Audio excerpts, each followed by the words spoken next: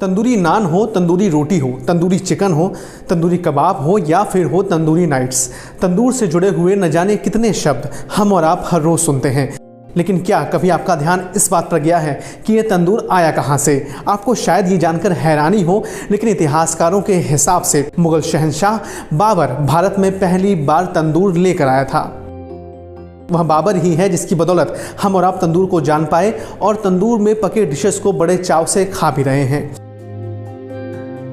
नमस्कार, मैं हूं मुकेश। देश दुनिया की ऐतिहासिक घटनाओं पर आधारित एडिटर जी हिंदी की विशेष पेशकश झरोखा में आप सभी का स्वागत है। अगर आप इस वीडियो को YouTube पर देख रहे हैं तो हमारे चैनल को सब्सक्राइब करें, और अगर आप इस वीडियो को Facebook पर देख रहे हैं तो हमारे पेज को लाइक करना और फॉलो करना न भूलें।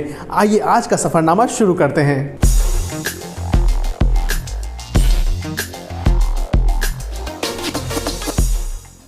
तंदूरी खाने को हम सभी पसंद करते हैं, लेकिन इसकी शुरुआत कैसे हुई, इस सवाल की ओर कम ही लोगों का ध्यान गया होगा। टाइम्स लिट फेस्ट 2019 के सेशन में फूड एक्सपर्ट्स के एक पैनल ने तंदूर की शुरुआत पर बात की थी और हैरानी ये जानकर हुई कि इसे बाबर पहली बार भारत में लेकर आया था।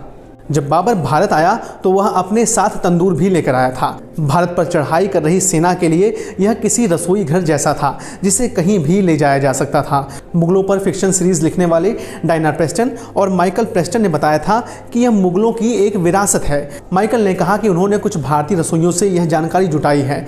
मुगल क्योंकि दक्षिण भारत को पूरी तरह से अपने शासन में नहीं ला सके, इसीलिए तंदूर वहां नहीं पहुंच सका।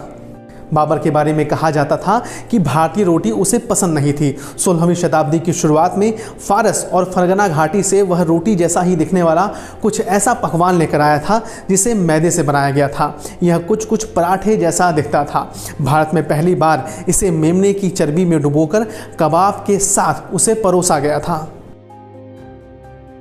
ज़हीरुद्दीन मोहम्मद उर्फ बाबर भारत में मुगल साम्राज्य का संस्थापक और पहला शासक था। बाबर का जन्म मध्य एशिया के उज़्बेकिस्तान में हुआ था। वह तैमूर और चंगेज़ खान का वंशज था। बाबर ने 1504 में काबुल, 1507 में कंधार को जीता और बादशाह की पदवी पाई।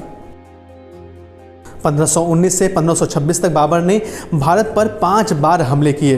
1526 में बाबर ने पानीपत के मैदान में दिल्ली सल्तनत के आखिरी सुल्तान इब्राहिम लोदी को हराकर मुगल साम्राज्य की नींव रखी।